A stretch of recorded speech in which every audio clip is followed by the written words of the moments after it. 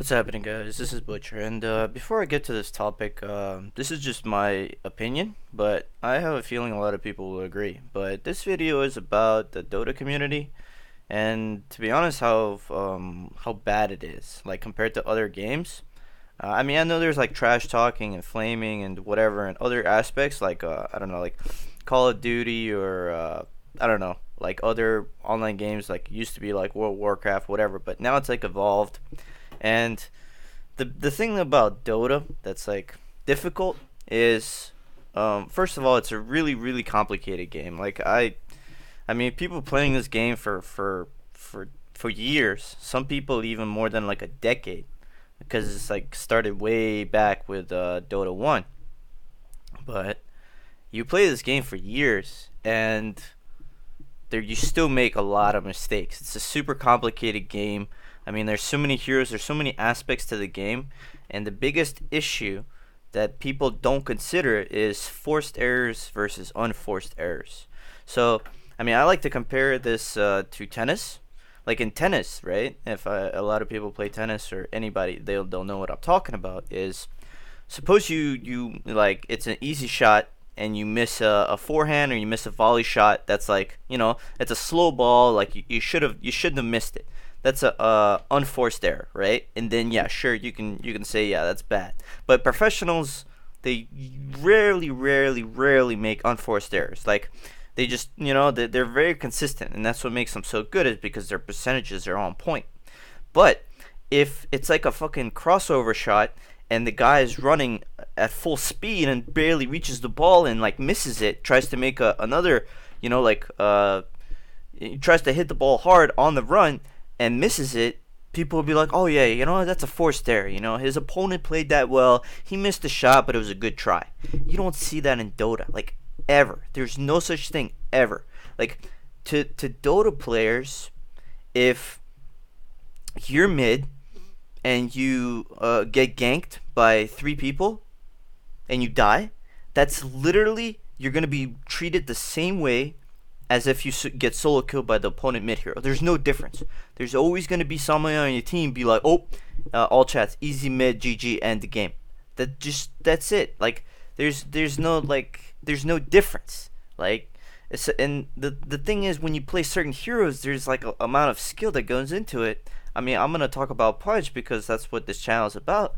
But with Pudge, there's so many things that go into landing hooks and playing well. It's not that simple. Like, you can't have a good game every single game. You can't have a game where, suppose, okay, it doesn't fucking work like that. You start Pudge, okay, you have a 30% hook rate. Like, every single game you have about 30% hook rate. And then magically it starts going 40% hook rate, 50% hook rate. And then if you play like a billion Pudge games, you're going to have a 90% hook rate, like hook accuracy every single game. That's just magically how it works. No, dude. It's going to be fucking different. Like, if the opponent plays it well, if the opponent forces you to do some stuff, like if you have a difficult lane and you're a Pudge and you're going up against a fucking Clockwork, Ursa, Storm Spirit, and then two fucking tanky support heroes, you're not gonna do well. It's hard to fucking play the game if you don't have help from your team. If you have farming heroes on your team and the opponent's super aggressive and you miss some hooks because the opponent's just fucking steamrolling your ass, people will be like, oh, easy Pudge, easy game, end. And same thing goes for other heroes. Like, suppose you play like a fucking Viper mid, super simple. But if you get camp mid by a Tuskar, you're probably gonna lose against any mid hero because Tuskar just destroys Viper in lane. Like, it's hard to play because Viper has slow movement speed and it's really easy to kill a Viper with Tuskar if you just can't mid. But people will be like, oh dude, like if you fed, you're bad. What's your other scenario if Tuskar's camping mid? You can ask for help, but I mean, a lot of times it doesn't work in pubs. You can just kind of stay back and not take much farm, play it super safe. Then you're going to be extremely underleveled. You're going to have no last hits, no whatever. Then 10 minutes later, people are going to be like, oh, look at that, man. Viper has like 4 CS a minute. So bad. Please report. End the game. Like, there's people just always blame somebody. Like, suppose you play pubs. Please tell me, like, if you ever played 2 games in a row where at the end of the game or in the middle of the game somebody didn't all chat, please report this somebody, end the game. Something like that. Like, please, at the end of every single game, people say, please report this. That's because it's normal. Like, that's the accepted fucking reality of it. Like, people just think it's okay to blame people. And then there's other factors that go into it. Like, in pubs, you don't know what's going on with other people. I mean, I sometimes play pubs for fun, and sometimes I play to win. And sometimes I'm like tired. Like, you had a long day of work, and you come to play Dota, you're gonna be fucking tired. You're gonna be exhausted. You're not gonna play your best, right? Or maybe you're trying out a new hero and you're just doing badly because you're learning, you know? Or maybe you're just having a bad game. Like, you're a very aggressive player and you don't really play too well from behind. So whenever you do have bad games, it seems like you're a complete noob. But people don't look into that. They just see the score, they see your kills, deaths, they see your farm, and at the end of the game, you blame the worst player on your team. But it doesn't, like, it makes no sense. I mean, everybody does this, and because everybody does this, it seems normal. And if you play in the community like that long enough, you become that community. So, the problem, I think, is the report system. The report system kind of makes it easy for people to just blame others, and then the chat and the like, just the general setup of it is bad, you know. And I don't really know how to fix it, but the main point is that you just kind of play for fun, and if people start flaming or whatever, start blaming, like, just kind of play your game, man. I would really start using the mute button more often to players. Uh, like, in my view, if people just mute the toxic players, like, as soon as somebody says something bad in all chat, like, you could just mute them. And then if everybody did that, then you'd mute all the bad players, and then maybe the community would, like, go towards a better place. But I mean, that's not for sure, and it's really hard to do. But and that's kind of the problem with the situation, is there's not much we can do, you know. It's just if everybody's acting badly, then there's nothing to compare to. Like, yeah, there's a few, like, decent players in the game, and I'm sure that a lot of people most of the time are not, like, toxic fucks, but it's like, you have your good days and your bad days. And I mean, some people play.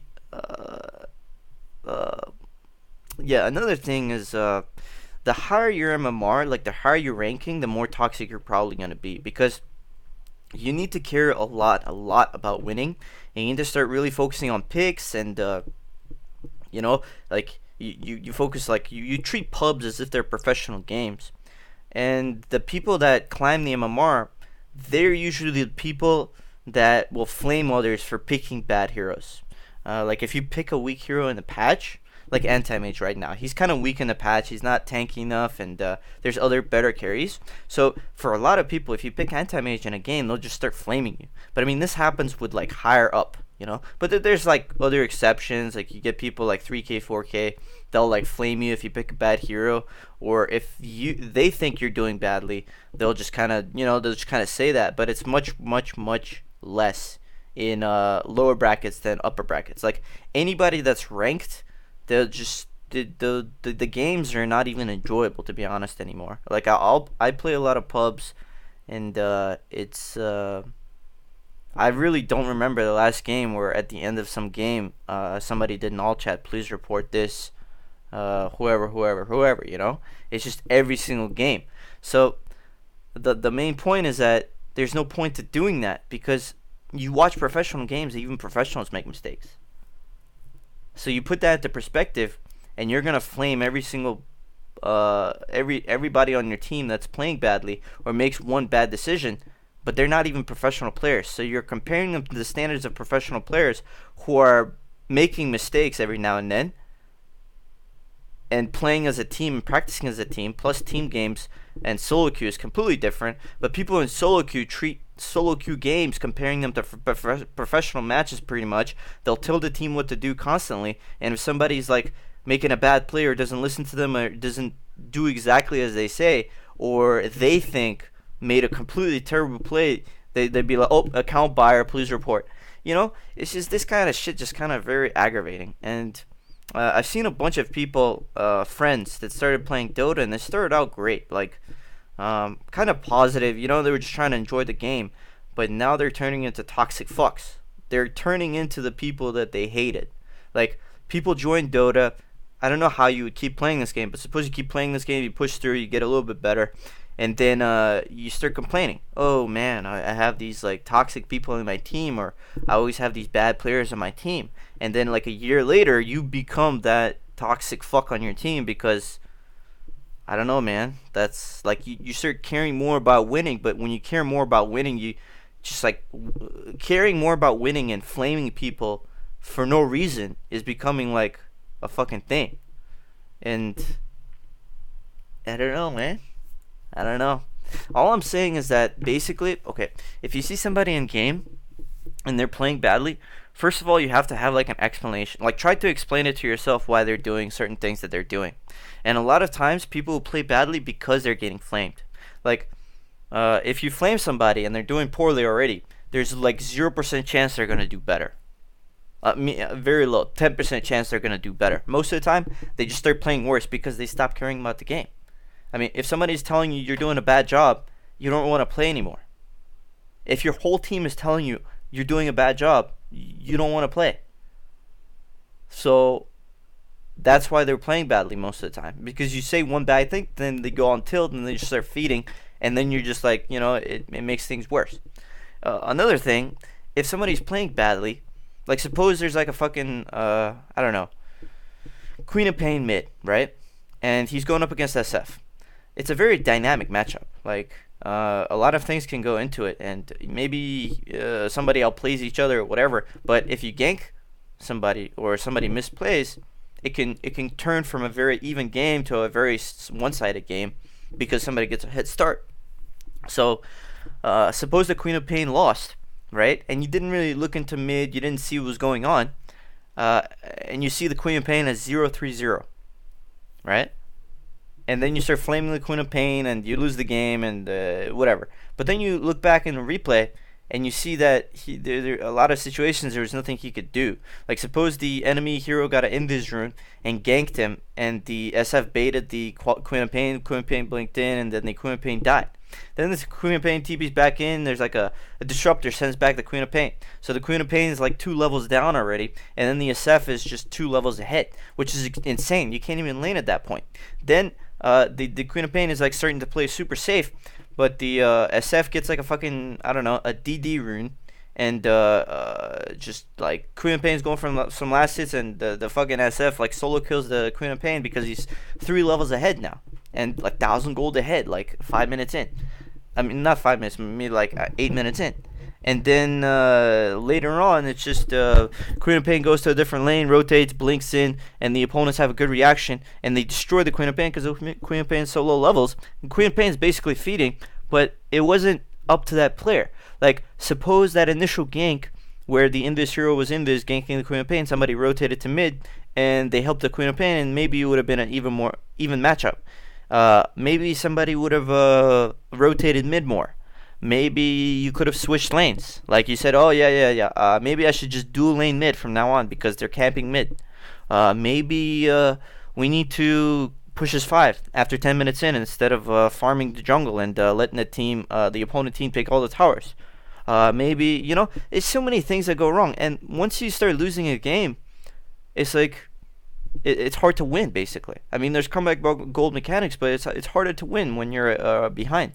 So you need to just kind of play defensively and hope your opponent throws. That's how throws happen. Like, that's how comebacks happen most of the time in pubs. Somebody just fucks up, and then the opponent team starts flaming them. They go on tilt, and then it's like back and forth. It's like 30% of the games you're going to lose no matter what, 30% you're going to win no matter what, and only 40% games matter based on your gameplay. Everything else is out of your control. So, it's like, I don't know, man. It's going downhill, and every single year, it's literally going downhill. Like, people are more and more toxic, and the stupid thing is that people try to get better at the game, but if you climb MMR, people get more and more toxic, so it's a harder environment to not become toxic, and just, shit's hard, dude. Shit's hard. Maybe the solution is to play party queue games. Like, if you're queuing as 5, I mean, yeah, you're not gonna like flame your friends, or well, most of the time you're not gonna flame your friends and have really bad games like that. But I mean, not everybody. Most people just solo queue. So notice when people have unforced errors and forced errors. I think that would be key, man. I think that would be key. Like, if people start kind of like, there's a difference between getting outplayed and just losing because your situation is completely awful. On paper, it might not be awful, but in the actual scenario, it might be an awful situation, and people don't look into that. So yeah, I'm done. I'm not really sure what the solution is.